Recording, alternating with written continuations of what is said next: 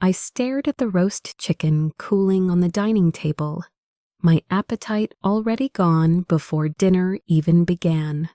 The scent of rosemary and garlic filled our modest home in Denver, but tension saturated the air more thoroughly than any seasoning ever could. My younger sister, Emily, sat across from me, her phone screen illuminating her face in the dimming evening light. She scrolled through apartment listings with theatrical sighs, each one louder than the last. Mom hovered near the kitchen doorway, wringing a dish towel between her hands like she was preparing for battle. Dad cleared his throat. That sound alone made my shoulders tense. "Victoria, we need to discuss something as a family," he began, carving into the chicken with precise, deliberate movements. "Your sister's situation has changed." I set down my fork carefully. "What situation?" Emily finally looked up from her phone, and I caught the gleam of triumph in her eyes before she masked it with false vulnerability. "My lease ends next month, and rent prices have gotten insane. I can't afford anything decent in my budget." "There are plenty of affordable places if you look beyond downtown," I said evenly. "Those neighborhoods aren't safe," Mom interjected quickly. "We've been discussing alternatives." The word "we" rang alarm bells in my head. I had not been part of any discussion. Dad continued cutting his chicken, not meeting my eyes. "The most practical solution is for Emily to move back home temporarily, just until she saves enough for a proper place." I waited. There had to be more. "The thing is," Dad said, finally looking at me, "she'll need your room. It's bigger, has the attached bathroom, and frankly, it's more suitable for someone who will be working from home. You've been here since college, Victoria. Maybe it's time you found your own place." Anyway, the words hit me like a physical blow. I was 26 years old, worked 60-hour weeks as a pharmaceutical sales representative, and paid $500 monthly in rent to my parents. Not much by market standards, but I contributed significantly to household expenses and had never missed a payment. "You're asking me to give up my room." My voice came out calmer than I felt. "We're asking you to be reasonable," Mom said. "Emily's your sister. Family helps family." "I've been helping this family for 6 years," I replied. "I paid for Dad's dental work last year. I covered Emily's car insurance for 8 months when she was between jobs. I bought the new refrigerator when the old one died." Dad's jaw tightened. "We're not asking you to tally favors at the dinner table." "No, you're just asking me to leave." "Nobody's asking you to leave," Mom said, though her eyes told a different story. "You could take Emily's old room. It's smaller, but you're barely home anyway, with your work schedule."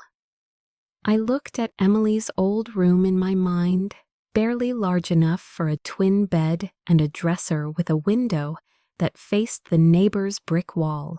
I had painted my current room myself 3 years ago, installed custom shelving, and created a space that finally felt like mine. "And if I say no?" I asked. The silence that followed answered my question more thoroughly than words ever could. Dad set down his knife and fork with deliberate precision. "Then perhaps it is time you found your own place." "You're almost 28, Victoria. Most people your age aren't living with their parents. Most people my age weren't guilted into staying home to help with family expenses," I countered. "That's enough," Dad said sharply. "We've made our decision. Either move to the small room and let Emily have yours, or find your own apartment. We're not debating this." I looked at my mother, waiting for her to intervene, to say this was too harsh, too sudden. She avoided my gaze, picking at her own plate. Emily, to her credit, tried to look sympathetic. but I saw the satisfaction lurking beneath her concerned expression. She had always been their favorite, the creative one, the free spirit who needed understanding and support, while I was the reliable one who needed nothing. "How long do I have?" I asked quietly. "2 weeks should be sufficient," Dad replied, returning to his meal as if he had just discussed the weather rather than displaced his daughter. I stood from the table, my chair scraping against the hardwood floor. "I'll be out by the end of the week." "Victoria, don't be dramatic," Mom started. "I'm not being dramatic. I'm being practical. You've made your priorities clear." I walked to my room, my soon-to-be former room, and closed the door behind me. My hands shook as I pulled out my laptop and opened apartment listing websites. The cheapest one-bedroom in a decent area started at $1,500 monthly. Studio apartments in questionable neighborhoods went for $200. My phone buzzed. A text from Emily. "I'm really sorry about this. I didn't think they'd make you leave." I deleted the message without responding. The next morning, I called in sick to work, the first time I had done so in 18 months. I needed a clear head and uninterrupted time to plan my next move. The situation had crystallized something I had been avoiding for too long. I had spent 6 years putting my family's needs before my own future, and I had nothing to show for it except a room I was about to lose. I drove to a coffee shop 3 miles from home, ordered a large black coffee, and opened my laptop. My savings account showed $43. Money I had accumulated through careful budgeting and the occasional bonus from exceeding sales targets. I had always told myself I was saving for something important, but I had never defined what that something was. Now I knew. I spent 3 hours researching real estate markets, mortgage rates, and investment properties. Denver's housing market had exploded over the past 5 years. Homes that sold for $200,000 were now worth $400,000 or more. My parents' house, purchased 20 years ago for $180,000, was now valued at approximately $550,000, according to recent comparable sales. They had mentioned once, years ago during a wine-fueled dinner conversation, that their dream was to eventually upgrade to one of the newer developments on the west side of town. Specifically, they admired Cherry Creek, where modern homes with mountain views sold for several $1,000,000. Dad had driven us through the neighborhood twice, slowing down in front of a particular contemporary-style house with floor-to-ceiling windows and a 3-car garage. "That's the kind of place we'll retire in someday," he had said wistfully. "When we finally make it." That memory sparked an idea so audacious I almost dismissed it immediately. Almost. Instead, I opened a new browser tab and searched for properties in Cherry Creek. Most were far beyond my reach, but I was not looking to buy there, not yet. I was looking for information, for possibilities, for leverage. My phone rang, work. I silenced it. By noon, I had contacted 3 mortgage brokers and 2 real estate agents. My credit score was excellent, 780, and my income history was solid. One broker called me back within an hour. "Based on your financial profile, you could qualify for a loan up to $400,000, she explained. "But I'd recommend staying under $350 to keep your monthly payments comfortable. Are you looking at any particular neighborhoods?" "I'm flexible," I said. "But I work in pharmaceutical sales, so I need good access to highways and medical facilities." We scheduled an appointment for the following day. That afternoon, I returned home while my parents were still at work. I packed my essential belongings, clothes, documents, laptop. a few sentimental items into 3 large suitcases and 4 cardboard boxes. Everything else could wait or be replaced. Emily's car sat in the driveway, but she was nowhere to be seen, probably hiding in her room, avoiding confrontation. I loaded my belongings into my sedan, making 3 trips. On the final trip, I paused in the doorway of my room and took a long look around. The soft gray walls I had painted, the floating shelves I had installed, the reading nook by the window where I had spent countless quiet evenings. None of it was really mine. I understood that now. I left my house key on the kitchen counter with a brief note. Moved out early. No need to wait 2 weeks. Good luck with everything. Then I drove to an extended stay hotel near the medical district and checked in for a month. The room was sterile and impersonal, a queen bed, a small desk, a kitchenette, a bathroom that smelled of industrial cleaner, but it was mine, paid for with my money, and nobody could take it from me. I sat on the edge of the bed and let myself feel the anger I had been suppressing since dinner. Not explosive rage, but cold, focused fury. My parents had chosen Emily's convenience over my stability. They had dismissed 6 years of contributions and loyalty as if they meant nothing. Fine, if they wanted me to leave and make it on my own, I would do exactly that. But I would not do it quietly, and I would not do it small. My phone buzzed with texts. Mom, Victoria, where are you? Your key is on the counter. Dad, we need to talk. This is childish. Emily, please call me. Mom's freaking out. I turned off my phone and opened my laptop. The real estate agent had already emailed me a list of potential properties. I scrolled through them methodically, dismissing anything that did not fit the specific criteria forming in my mind.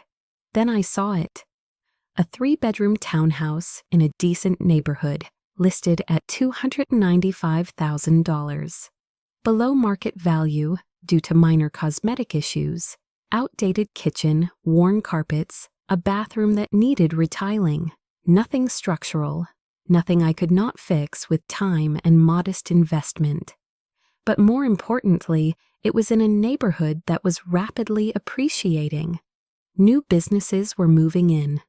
A light rail extension had just been approved. In 2 years, properties there would be worth significantly more. I bookmarked the listing and continued searching. I also started researching property management companies, real estate investment strategies, and home renovation contractors. If I was going to do this, I was going to do it right. By evening, I had a plan, not just for surviving on my own, but for building something my parents could never take away, for creating the kind of security and success that would make their choice to dismiss me into the biggest mistake they had ever made.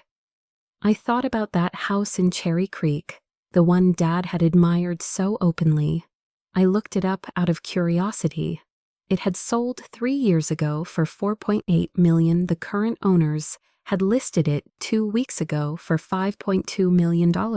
I stared at the listing photos, the soaring ceilings, the chef's kitchen, the infinity pool overlooking the mountains, the master suite larger than my parents' entire first floor. Someday, I thought, maybe not that exact house, but something like it, something in that neighborhood, something they would drive past and recognize and realize what they had lost when they chose Emily's comfort over their daughter's dignity. It was an absurd goal, impossible even, but I bookmarked the listing anyway. The next 6 months passed in a blur of calculated moves and careful planning. I purchased the townhouse with a conventional loan, putting down $40,000 and keeping the rest of my savings for renovations and emergencies.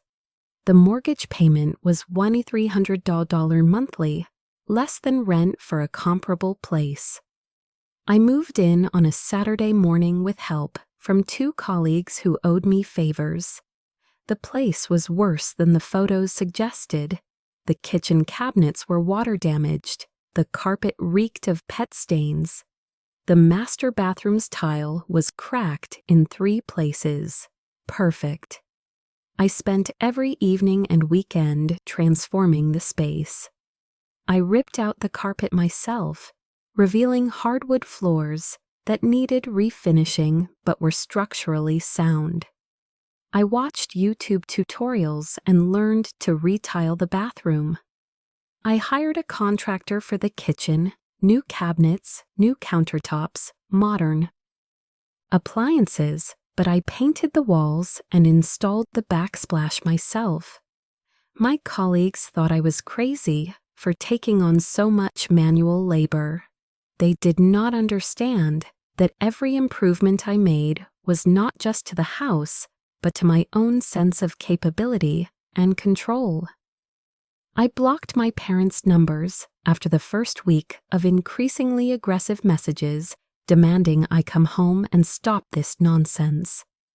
Emily tried calling from different numbers, leaving voicemails that ranged from apologetic to accusatory. I deleted them all without listening past the first few seconds. At work, I threw myself into my sales territory with renewed intensity. Pharmaceutical sales was cutthroat and demanding, but I had always been good at it. Now I became exceptional. I studied my client physicians' prescribing patterns. I memorized drug interactions and clinical trial data. I showed up to every appointment prepared and professional. My numbers climbed. In the 3rd quarter, I ranked 2nd in the regional division. In the 4th quarter, I ranked 1st. The bonus check arrived in January, $48,000. I deposited it immediately and started researching my next move. The townhouse was now worth $340,000, a $45,000 increase in 6 months. The neighborhood was gentrifying rapidly. I could sell for a quick profit or hold and wait for further appreciation. Instead, I did something more ambitious. I met with a mortgage broker and outlined my plan. Keep the townhouse, rent it out, and use the equity and my increased income to qualify for a second property. Something bigger, something I could also renovate and either sell or rent. That's aggressive, the broker said, reviewing my financials. But doable. Your income increased significantly this year and you've built equity fast. If you can get a tenant locked in with a solid lease, you could qualify for another $300,000. What if I wanted to qualify for more? I asked. She raised an eyebrow. How much more? Significantly more. We spent 2 hours running scenarios. With a combination of conventional financing, an investment property loan, and proof of rental income, I could potentially qualify for up to $600,000. If I was willing to take on the risk, and if I could demonstrate reliable cash flow from the townhouse, I listed the townhouse for rent that week at $1,800 monthly, $300 above my mortgage. It was occupied within 4 days by a young couple relocating for work, both with stable jobs and excellent references.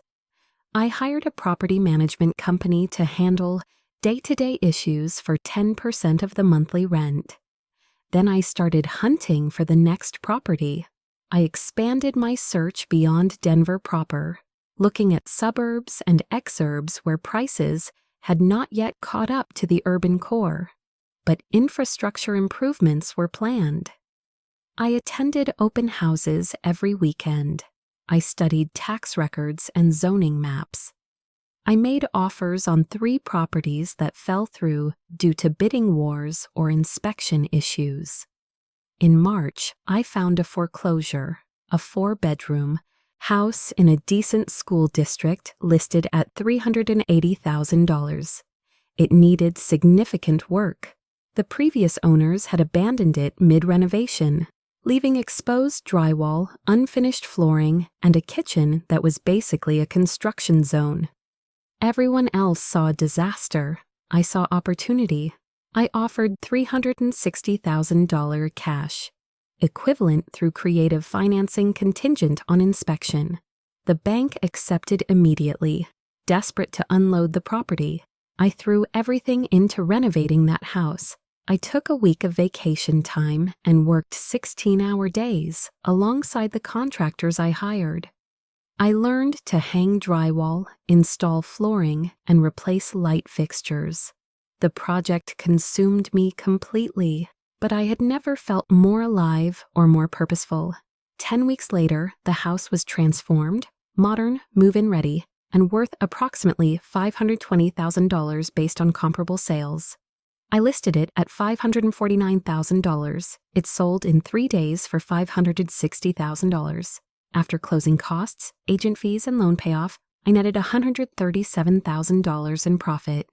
My total liquid assets now stood at $142,000 plus equity in the townhouse. I was 28 years old and had not spoken to my family in almost a year. In June, I received a wedding invitation in the mail at my office. Emily was getting married in September. The envelope was addressed to me at my workplace, suggesting they still did not know where I lived. I threw the invitation away without opening the inner envelope. 2 days later, my mother called my work line. "Victoria, please," she said when I answered. "We miss you. Your father is sorry about how things happened." "Can't we just talk about what?" I asked, keeping my voice professionally neutral in case colleagues were listening. "About you coming home, about family, about Emily's wedding. She wants you to be a bridesmaid." "I already have a home," I said, "and I'm not interested in being anyone's bridesmaid. Is there anything else? Why are you being so cold?" Mom's voice cracked. "We're your family. Family doesn't throw out family members for convenience," I replied. "I need to go. I have a client meeting." I hung up before she could respond. That weekend, I went house hunting again, not for an investment property this time, but for something different. I drove through Cherry Creek slowly, studying the streets and homes. The neighborhood was even more impressive up close. Manicured lawns, luxury vehicles, the quiet confidence of serious wealth. And there it was, the house Dad had admired. The contemporary-style home with floor-to-ceiling windows and a 3-car garage. The for-sale sign still stood in the front yard. $5.2 million. I was not there yet, not even close.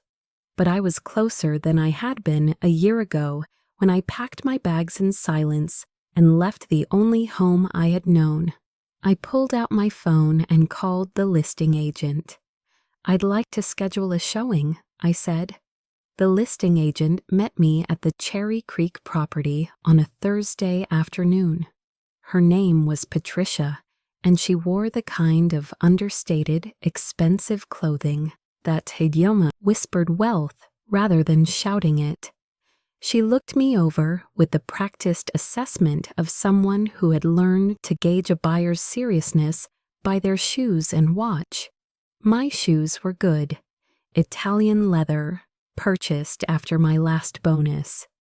My watch was better, a gift I had bought myself after the house flip. I had learned that looking successful was half the battle in rooms where actual success was measured in millions. "This is a significant property," Patricia said as she unlocked the front door. "The current owners are relocating to California for business. They've priced it competitively for a quick sale." I said nothing, letting her lead me inside. The interior was even more stunning than the listing photos suggested. The entryway opened into a massive living area with 20-foot ceilings and windows that framed the mountains like living artwork. The kitchen featured professional-grade appliances and a marble island large enough to seat 8 people. The master suite occupied the entire second floor, complete with a spa-like bathroom and a balcony overlooking the infinity pool. The property sits on 2 acres, Patricia continued, walking me through each room. The outdoor entertainment area includes a built-in kitchen, fire pit, and temperature-controlled wine storage. The 3-car garage has been finished as a workshop and gym space. I took photos with my phone, careful to capture every detail and angle. Patricia watched me with renewed interest.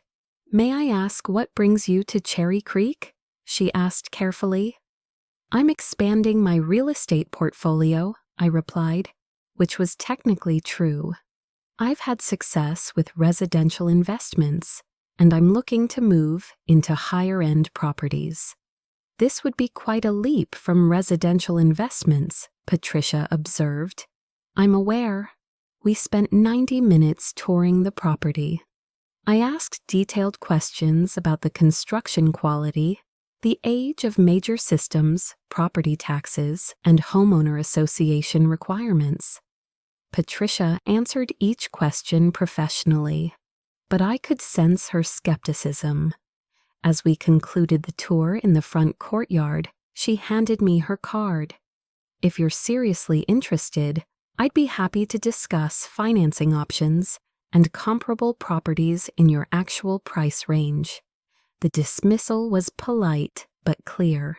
She had decided I was not a legitimate buyer for this property.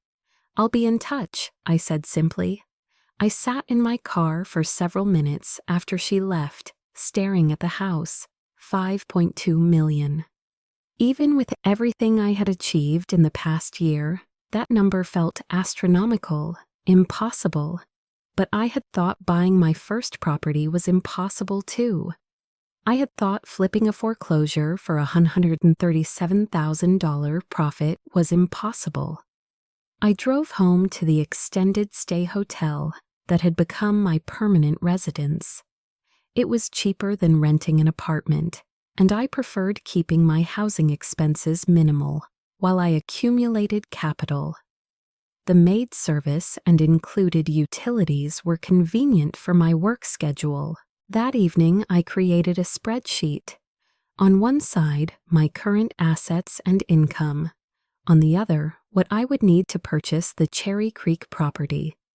The gap was enormous, roughly $4 million. But gaps could be closed. The question was how quickly and through what methods. I spent the next 3 months executing an aggressive investment strategy.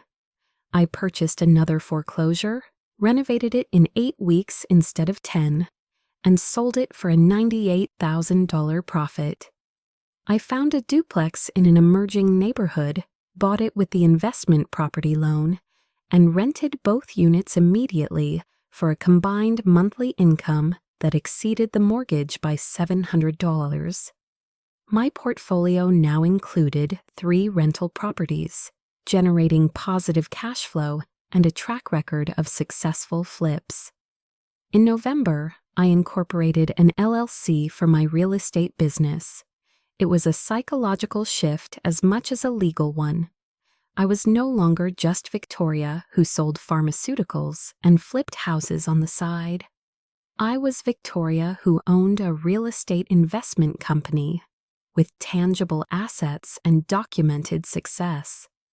The pharmaceutical sales continued to provide stable income and health insurance, but increasingly it felt like the side project rather than the main focus. I hired an accountant who specialized in real estate investors. She reviewed my financials and growth trajectory with impressive thoroughness. "You're doing everything right," she said during our second meeting. "Aggressive but not reckless. You're building equity and cash flow simultaneously. At this pace, within 3 years, you could have a portfolio worth several million." "What if I wanted to accelerate that timeline?" I asked. She leaned back in her chair, studying me. "There are ways. Partnerships with other investors, private money lending, commercial properties with higher returns, but they all involve significantly more risk. What kind of partnerships? You'd need to find investors with capital who want the returns real estate provides, but lack the time or expertise to manage properties themselves. You provide the knowledge and labor. They provide the funding. You split the profits. How do I find these investors? Networking, real estate investment groups, business conferences, wealthy individuals looking to diversify.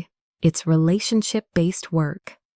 I thanked her and left with a new direction to research. That weekend, Emily got married. I saw the photos on social media, her in a white dress that probably cost more than my first car.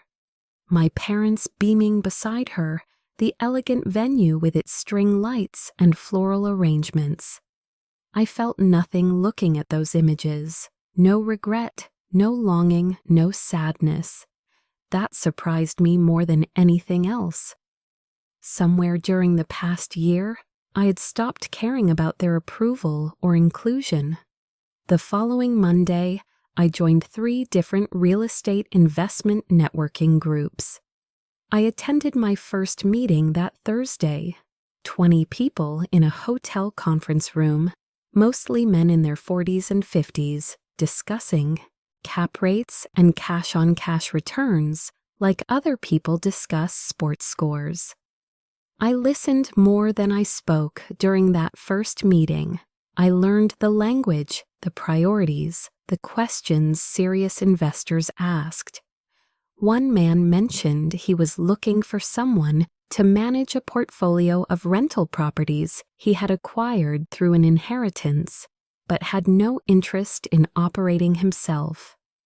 After the meeting, I approached him. I couldn't help overhearing your situation. I manage several rental properties and have experience with renovations and tenant placement. His name was Gregory, and he was a corporate attorney with more money than time. We exchanged information. 3 days later, I sent him a detailed proposal outlining my property management experience, my renovation track record, and my fee structure. He hired me to manage 4 properties. The management fees were modest, but the relationship was invaluable. Gregory introduced me to 2 other investors looking for similar services. Within 2 months, I was managing 11 properties that I did not own, but that generated steady income through management fees. More importantly, I was building relationships with people who had capital and who were watching me prove myself reliable and competent. In February, 18 months after, I had left my parents' house. Gregory called me about a different kind of opportunity. I have a colleague who's looking to invest in residential real estate, but doesn't want to deal with the operational side. He explained she has $400,000 she wants to deploy. I mentioned what you've been doing. She's interested in discussing a partnership. The colleague's name was Diane, and she was a surgeon with a thriving practice and zero interest in landlord responsibilities. We met at an upscale coffee shop downtown, and I came prepared with a presentation outlining potential investment strategies, projected returns, and risk assessments. Diane listened intently, asking sharp questions about market analysis, vacancy rates, and exit strategies. She was not someone who made decisions based on charm or optimism. She wanted data. What would the partnership structure look like? She asked finally. You provide the capital for property acquisition and major renovations, I proposed. I provide the expertise, property management, and labor. We split profits 60-40 in your favor until you've recouped your initial investment plus 10% return. After that, we split 50-50, and you'd have full operational control with quarterly reporting and pre-approval required for any expenses over $10,000. She considered this for a long moment. I'll need to review this with my attorney. If the terms are solid, I'm interested in starting with one property as a test case. 2 weeks later, we signed a partnership agreement. With Diane's $400,000 and my expertise, we purchased a dated 6-unit apartment building in a neighborhood poised for growth. The building needed significant updating, but was structurally sound and fully occupied with month-to-month tenants. Over 4 months, we renovated each unit as they turned over, modernizing kitchens and bathrooms while maintaining affordable rent prices that kept vacancy minimal. By June, the building was generating $11,000 monthly in rent, against a mortgage of $6,200 and operating expenses of $1,800. Net monthly profit, $3,200. My share, $1,600. But more valuable than the monthly income was what happened next. Diane was impressed enough with the returns and my management that she introduced me to 3 other medical professionals interested in similar investments. By August, I had partnership agreements with 4 different investors, managing a combined portfolio of 19 properties. My pharmaceutical sales job became increasingly difficult to maintain. I was traveling for showings and renovations, taking calls from tenants and contractors, and spending evenings reviewing financial reports and market analyses. Something had to give. In September, I gave my 2 weeks' notice. My sales manager tried to convince me to stay, offering a promotion and a raise. I declined politely. The pharmaceutical income had served its purpose, providing stability while I built something bigger. Now, the real estate business generated more money and had significantly more growth potential. I was 29 years old and financially independent in a way I had never imagined possible 2 years earlier. But I had not forgotten the house in Cherry Creek. I drove past it occasionally, always at different times of day, watching the light change across those floor-to-ceiling windows. The for sale sign had been replaced with pending in April, breaking my heart slightly. But then in July, the pending sign was removed and the for sale sign returned. The deal had fallen through. I called Patricia, the listing agent. She remembered me, though her tone suggested she still did not take me seriously as a buyer. The property is back on the market at $4.9 million, she informed me. The previous buyers couldn't secure financing. Are you interested in viewing it again? Not yet, I said, but I'm building toward it. What would it take for you to consider me a serious buyer when the time comes? There was a pause. Pre-approval for at least $4 million. Documented liquid assets of at least $500,000. And frankly, a track record that demonstrates you can close on a property in that range. Understood. Thank you for your honesty. I had roughly $370,000 in liquid assets and equity I could potentially access. My portfolio generated approximately $18,000 monthly in net income between management fees and ownership stakes. I was moving in the right direction, but not fast enough. I needed a bigger move. In October, one of my investor partners mentioned a commercial property opportunity, a small retail plaza with 6 units, half vacant, in a location scheduled for significant infrastructure improvements. The asking price was $1.3 million. It's too rich for my blood as a solo venture, Gregory said during one of our quarterly reviews. But if you could put together a group of investors, it could be highly profitable.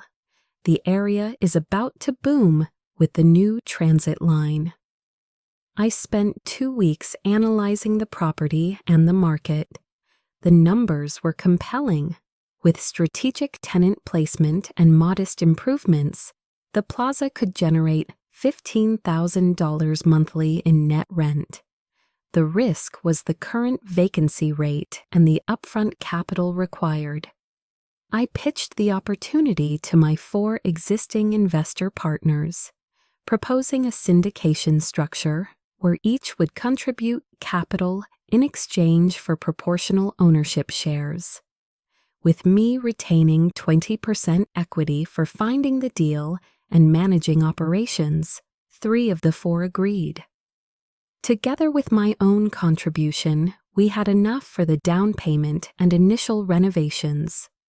We closed on the property in December. I spent the next 4 months aggressively marketing the vacant spaces, offering competitive rates and flexible lease terms to established businesses looking to expand. By April, the plaza was fully occupied, generating $16,200 monthly in net rent against operating expenses and mortgage of $9,800. My 20% share of the net profit, $1,280 monthly. But the real win was the credibility. I had successfully syndicated and managed a commercial property. I had demonstrated I could operate at a higher level than single-family homes and small apartment buildings.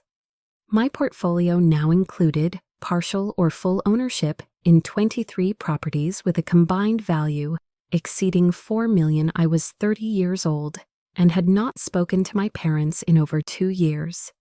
In May, I received an unexpected email. The subject line read, "Family Emergency." I almost deleted it without opening it, but something made me click. It was from Emily, short and direct. Dad had a heart attack. He's stable, but in the hospital. Mom thought you should know. Room 412, Denver General. I stared at the email for a long time. I felt something, but I could not identify whether it was concern or simply the ghost of old obligations. I did not go to the hospital that day or the next. On the 3rd day, I drove there but sat in the parking lot for 20 minutes without going inside. I told myself I was being petty. I told myself I was being strong. Both were probably true. Finally, I went in. Dad looked smaller in the hospital bed, older than I remembered. Mom sat in a chair beside him, holding his hand. She looked up when I entered, her face cycling through surprise, relief, and uncertainty. "Victoria," she breathed. "You came. I heard what happened. How is he recovering?" "The doctors say he'll be fine with lifestyle changes and medication." She stood, approaching me carefully as if I might flee. "Honey, I've missed you so much. Can we talk? Really talk?" Dad opened his eyes. "Victoria." His voice was weak but clear. "Hi, Dad. I'm glad you're here." He gestured vaguely toward the other chair. "Sit, please." I sat, maintaining distance. We talked for 30 minutes. They asked where I had been, living, what I had been doing. I gave minimal answers, working, staying busy, doing well. I did not mention the properties or the business or any of the success I had built. Mom cried at one point. "We handled everything so badly. We were wrong to put you in that position. Your father and I have talked about it so many times. We want you back in our lives." "What changed?" I asked quietly. Dad shifted in his bed. "Almost dying gives you perspective. I realized how much time we've wasted being angry and stubborn. You're our daughter. That should matter more than pride." "It should have mattered then, too," I said. "You're right," Dad admitted. "It should have." Emily arrived then with coffee, stopping short when she saw me. "Victoria." "Oh my God, I didn't think you'd come. I didn't think I would either." We talked for another hour. It was awkward and uncomfortable and occasionally painful, but it was also the first honest conversation we had had as a family in years. As I prepared to leave, Mom touched my arm. "Will you come to dinner once your father's home and recovered? We'd love to see where you're living. Catch up properly." I hesitated. The old Victoria would have agreed immediately. eager to rebuild bridges and restore relationships. The new Victoria understood that some bridges were not worth rebuilding and that restored relationships required more than dinner. "Maybe," I said, "let me think about it." I left the hospital with mixed feelings. Part of me wanted to reconnect, to have family again. Part of me remembered sitting at that dinner table while they discussed displacing me like I was a piece of furniture. Over the next month, we texted occasionally, polite updates about Dad's recovery, brief exchanges about weather and work. Nothing substantial.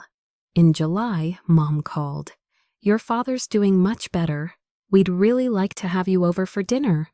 Next Saturday, just the four of us." I agreed before I could talk myself out of it. Saturday arrived. I drove to my old neighborhood for the first time in over 2 years. Nothing had changed. The same houses, the same streets, the same feeling of modest middle-class comfort that had once been my entire world. I parked in front of their house and sat for a moment, gathering myself. Then I noticed something. The house looked tired. The paint was fading. The lawn needed attention. The front porch had a broken railing I did not remember from before. I knocked rather than walking in. Mom opened the door with a bright smile that seemed forced. "Victoria, come in, come in." The interior looked worse than the exterior. Furniture was more worn than I remembered. The carpet showed traffic patterns, small maintenance issues everywhere. A loose cabinet handle, a dripping faucet, scuffed baseboards. Dad sat in his recliner, looking healthier than at the hospital, but still diminished somehow. "Welcome home," he said. "Thanks for having me." Dinner was uncomfortable.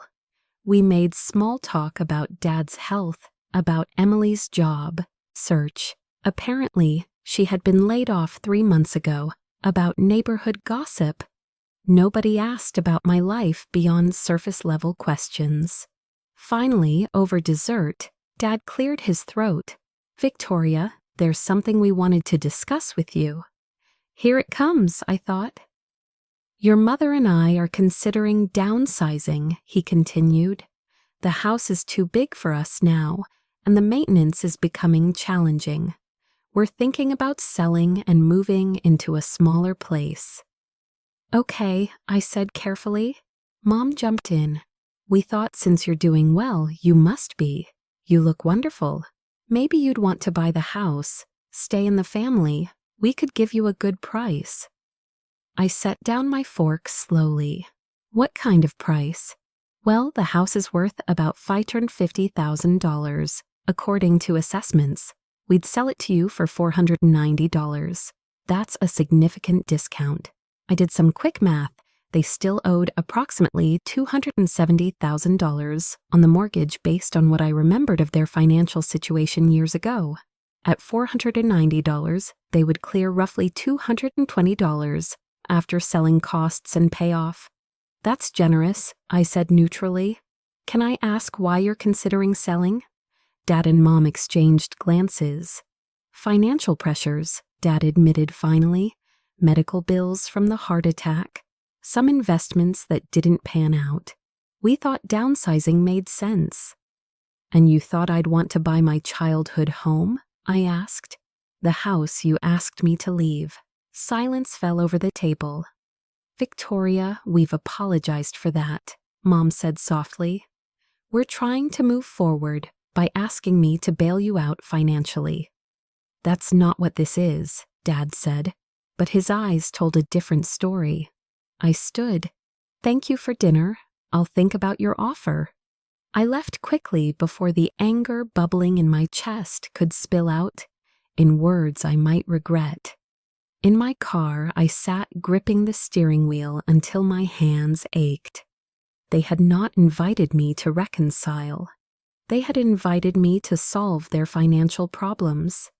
The apologies were not about genuine remorse, but about softening me up for this request. I drove home and spent the evening reviewing my financials.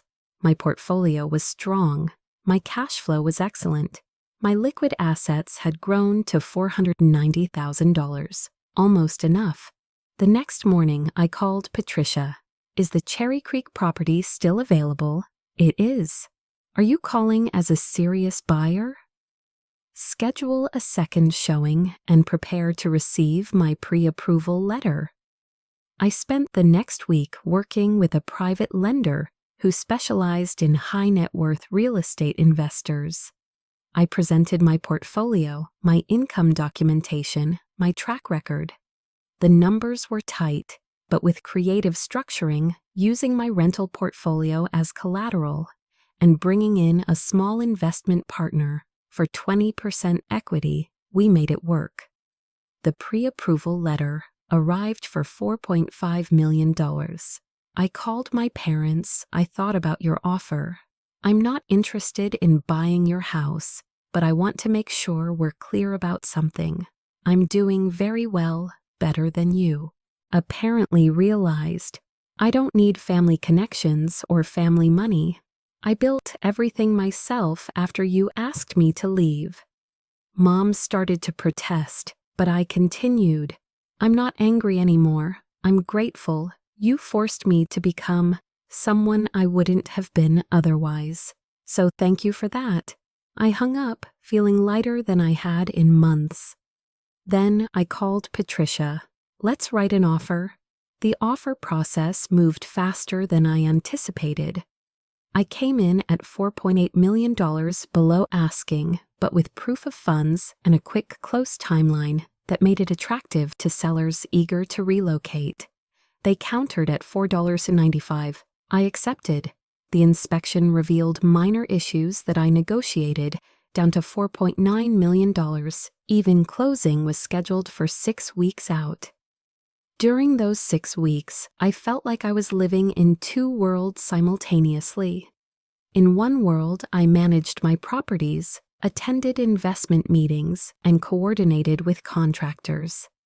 In the other world, I was preparing to purchase a house that represented everything my parents had ever wanted and never achieved. I did not tell them. I did not tell anyone except my attorney and the investment partner who held 20% equity in the deal. A radiologist named Vincent who wanted exposure to high-end real estate without operational involvement. 3 weeks before closing, Emily called me. "Mom told me about your conversation. She's really hurt, Victoria." "I'm sure she is," I said, continuing to review a contractor's bid while we talked. "Can't you see they're struggling? Dad's medical bills are drowning them. They might lose the house. Then they should list it on the market for full value instead of asking me for a family discount that primarily benefits them."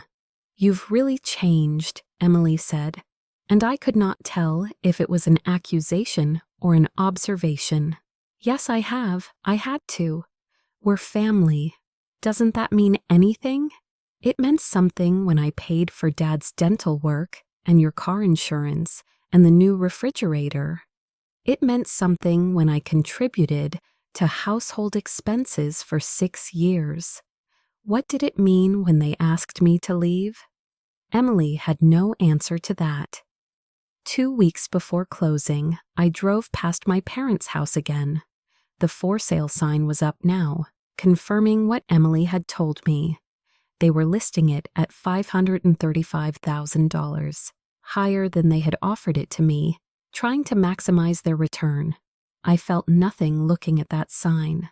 The house held no sentimental value anymore. It was just a structure, aging and ordinary, in a neighborhood I had outgrown. The closing took place on a Thursday morning in a title company office downtown. I signed what felt like hundreds of documents. Vincent signed remotely from his clinic. The wire transfers went through. Keys were handed over. I owned the Cherry Creek house. I sat in my car in the title company parking lot afterward, holding the keys and trying to process what I had just done. $4.9 million in real estate debt, even with investment partners and rental income covering most of the mortgage, was terrifying and exhilarating in equal measure. But I had done it. 2 years after leaving my parents' house with 3 suitcases and 4 boxes, I owned the property they had dreamed about. I drove to the house, my house, and walked through it slowly, room by room. The afternoon light poured through those floor-to-ceiling windows, illuminating the Italian marble floors and custom millwork. The infinity pool sparkled in the backyard. The master suite balcony offered views that stretched for miles. This was mine, all of it, earned through work and risk and refusing to accept the limitations others had placed on me. I took a photo from the balcony overlooking the mountains and posted it to social media with a simple caption, "New chapter." Within an hour, Emily had called 3 times. I ignored the calls. That weekend, I hired movers to transfer my belongings from the extended stay hotel to the house. I did not own nearly enough furniture to fill the space, but I was okay with that. I would acquire pieces gradually, choosing each one deliberately rather than filling rooms out of obligation. Sunday afternoon, while arranging books in the study, my doorbell rang. I was not expecting anyone. I opened the door to find Mom and Dad standing on my front porch, their expressions cycling between shock and disbelief as they took in the house behind me. "Victoria." Mom's voice was barely a whisper. "What is this? This is my home," I said simply. Dad stared past me into the entryway, his face draining of color. "This is the house, the one from Cherry Creek, the one we used to drive past." "Yes." "You bought it?" Mom asked, still not comprehending. "How could you possibly afford this?" "I built a real estate investment business over the past 2 years. I own or manage 23 properties. This house is my primary residence and also serves as equity for my portfolio." They stood frozen, unable to process what I was telling them. "Would you like to come in?" I asked, stepping aside. They entered slowly, like tourists in a museum. I watched them take in the soaring ceilings, the chef's kitchen, the living room with its panoramic windows. Every detail they had admired from the outside was now visible in full. We ended up in the kitchen. I poured water from the refrigerator's built-in filtration system into crystal glasses I had purchased specifically for this moment. "I don't understand," Dad said finally, sitting heavily on one of the island stools. "How did you do this?" "I worked. I took risks. I learned. I built something from nothing." "But where did you get the money to start?" Mom asked. "I had $43,000 in the savings when I left your house. Money I saved while living there and contributing to family expenses." I paused. "Money I could have kept contributing if you hadn't asked me to leave." The words landed like physical blows. "We didn't ask you to leave," Mom protested weakly. "We just needed you to be flexible. You gave me an ultimatum. Take the smaller room or find my own place." I chose my own place. Then I chose to build something you could never take away from me. Dad's face had gone from pale to red. "So this is revenge. You bought this house to hurt us?" "No," I said honestly. "I bought this house because I wanted it, because I could, because I built a life where I get to choose what I want, instead of accepting what others tell me I should settle for. If that hurts you, that's incidental. We would have helped you if we'd known you were struggling," Mom said. I laughed, the sound sharp in the quiet kitchen. I wasn't struggling, that's the point. I was succeeding spectacularly, but you never asked. You invited me to dinner once in 2 years, and that was only to ask me to buy your house at a discount. We thought we were giving you an opportunity, Dad said defensively. No, you thought you were solving your financial problems by leveraging family obligation. There's a difference. Silence stretched between us. They looked around the kitchen again, and I could see them calculating, measuring their own lives against what I had achieved. Emily said, "You're working in real estate now." Mom ventured finally, her voice small. "I own a real estate investment company. I have 4 investment partners and manage a portfolio worth over $4 million. The commercial plaza I syndicated last year generates $16,000 monthly in net rent." Dad shook his head slowly. "How is this possible? You were selling pharmaceuticals." "I was.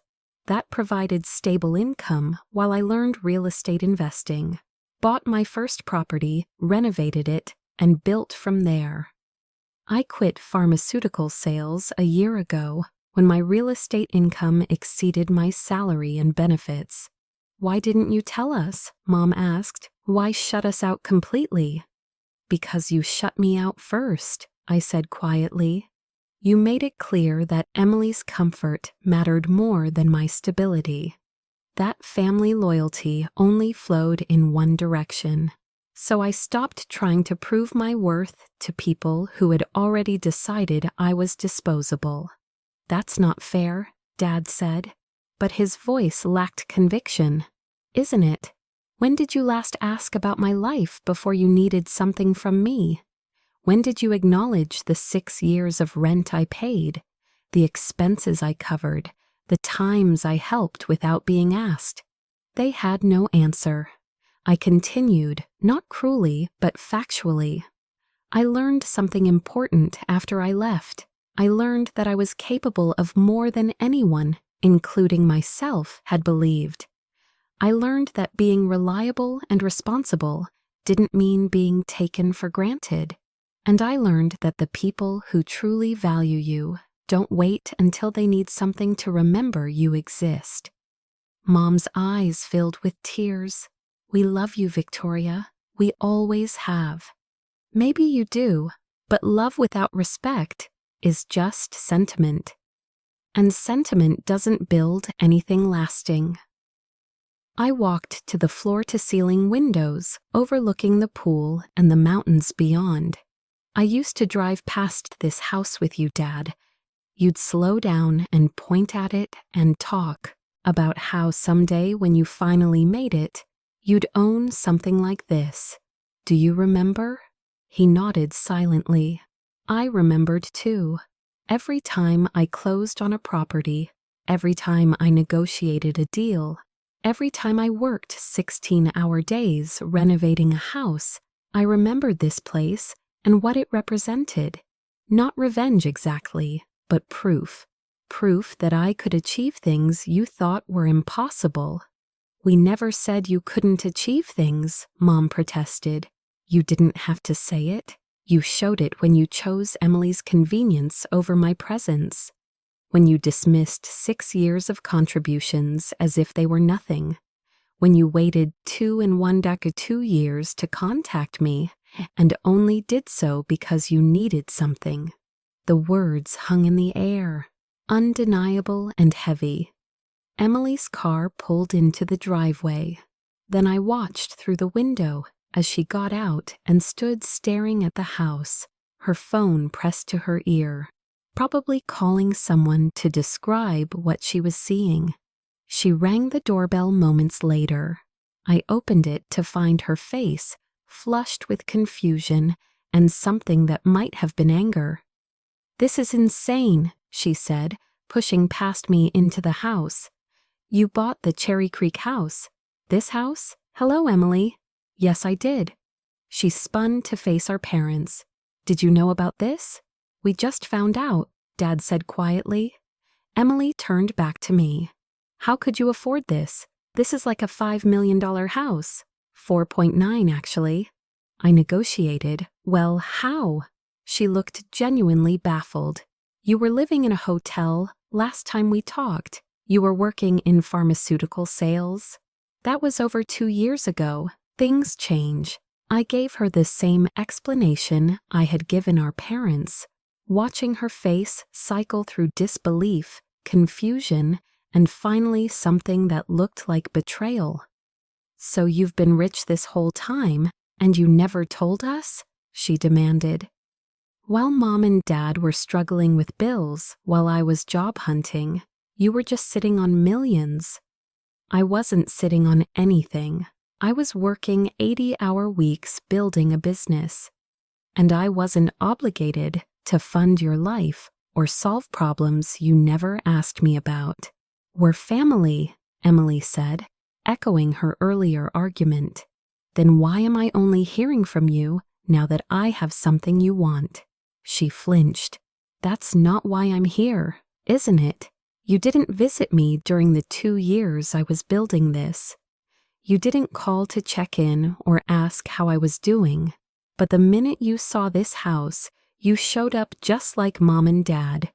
Showed up when they needed someone to buy their house at a discount. We've been trying to reconnect with you, Mom said. You're the one who kept us at arm's length. Because I learned my value, I replied simply. I learned that giving people access to my life meant risking them taking advantage of my generosity again. So yes, I kept you at a distance. I protected myself. And in doing so, I built something extraordinary. I gestured around the house. This isn't just about real estate or money. It's about proving to myself that I didn't need your approval or validation or support to succeed, that I could build a life on my own terms where nobody gets to decide my worth except me. The afternoon light was fading now, casting long shadows through the windows. My family stood in my kitchen looking lost and small, and I felt an unexpected wave of something that was not quite pity, but close to it. I'm not trying to hurt you, I said more gently, but I'm not going to pretend the past 2 years didn't happen. You made choices that showed me where I ranked in your priorities. I made choices in response. Those choices led here. So what now? Dad asked. We just accept that you've written us off. I haven't written you off. I'm standing here talking to you. But I'm not going back to being the reliable daughter who gives without receiving, who helps without acknowledgement, who accepts being disposable as long as she's useful. That's not who you were to us, Mom said, but her voice wavered. Maybe not in your memory, but it's what I experienced, and experience matters more than intention. We talked for another hour, the conversation moving in circles as they tried to understand how I had accomplished what I had, and I tried to help them see why their lack of interest until now hurt more than their original dismissal had.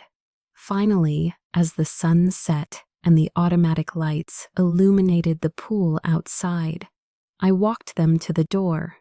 You're welcome to visit, I said carefully, but I need you to understand that our relationship, if we rebuild one, will be different. It will be on terms where we're equals, not where I'm expected to give while you take. We never meant to make you feel that way, Mom said, tears streaming down her face. Now I know, but impact matters more than intent. I hugged her briefly, then Dad, then even Emily. They felt like strangers in my arms, familiar but fundamentally disconnected from the person I had become. I watched them drive away in their aging sedan, past the manicured lawns and luxury vehicles that marked this neighborhood as somewhere they had always dreamed of belonging, but never would. The next morning, I woke in the master suite to sunlight flooding through the balcony doors. I made coffee in the chef's kitchen and took it outside to the pool deck. The view stretched across the mountains, showing the city below, just waking up to Monday morning. My phone buzzed with messages. Vincent checking in about the property. Gregory asking about a potential new investment opportunity. My accountant reminding me about quarterly tax payments. The property management company reporting a successful lease renewal. My life had become exactly what I had built it to be: independent, successful, and entirely my own. I thought about my parents occasionally over the following weeks. They sent texts every few days, trying to rebuild connection. I responded politely, but maintained boundaries. They invited me to Thanksgiving dinner. I declined, saying hi, had other plans, which was true. I spent the day reviewing financials and planning next year's investment strategy. Around Christmas, I heard through Emily that they had sold their house for $510,000, less than they had hoped, but enough to cover their debts and move into a smaller condo. She seemed to expect me to feel guilty about not helping them. Instead, I felt relieved that they had found their own solution. In January, 3 years after I had left their house, I drove past their old neighborhood one final time. The new owners had already repainted and landscaped. It looked fresh and updated, no longer the tired structure my parents had struggled to maintain. I felt nothing looking at it except mild curiosity about the renovations. That evening, I hosted a small dinner party for my investment partners and their spouses. We ate catered food on the patio by the pool, discussing market trends and upcoming opportunities. Nobody mentioned my family or asked about my background. They knew me only as Victoria, who built a multi-million-dollar portfolio before she turned 31. That was enough. Later, after everyone had left and I was cleaning up, I stood on the master suite balcony, looking out over the city lights. Somewhere out there, my parents were settling into their new, smaller life. Emily was probably scrolling through social media, comparing her circumstances to others. They were living the consequences of choices they had made years ago. Choices that seemed small at the time, but had cascading effects they never anticipated. My father's health had deteriorated further after the stress of selling the house and downsizing. The medical bills continued mounting, and his insurance covered less than they had hoped. My mother had taken a part-time job to supplement their reduced retirement income, working retail at 63 years old because they had not planned adequately for their future. Emily's marriage had ended after 18 months when her husband realized she brought more debt than assets to the relationship. She had moved back in with her parents in their 2-bedroom condo, sleeping on a pull-out couch in the living room, the very situation I had refused to accept 3 years earlier. The irony was not lost on me. They had pushed me out to make room for Emily, and now they were all crammed together in a space none of them wanted, bound by financial necessity rather than choice. I heard these details through occasional messages from extended family who did not understand why I remained distant. I did not explain. Some lessons could only be learned through living them. I looked back at the house behind me, my house earned through risk and work, and refusing to accept other people's limitations. Some might call what I had done revenge, but revenge implied I had done this to hurt them. The truth was simpler and more complete. I had done this to save myself. The pain they felt was just the cost of lessons learned too late.